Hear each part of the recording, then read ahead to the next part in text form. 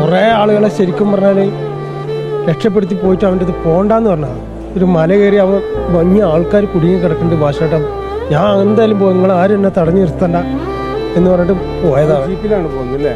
അവൻ വണ്ടി എടുത്ത് കുറേ ആൾക്കാരെ അക്കരെ കടത്തി. പിന്നെ അവൻ ഒറ്റയ്ക്ക് തെറ്റായിട്ടും ഇഷ്ടംപോലെ ആൾക്കാർ കഴിച്ചിലാക്കിയിട്ട് പിന്നെ അവസാനത്തെ മൂന്നാമത്തെ ചൂരൽമല പാലത്തിലേക്ക് എത്താൻ പറ്റിയില്ല.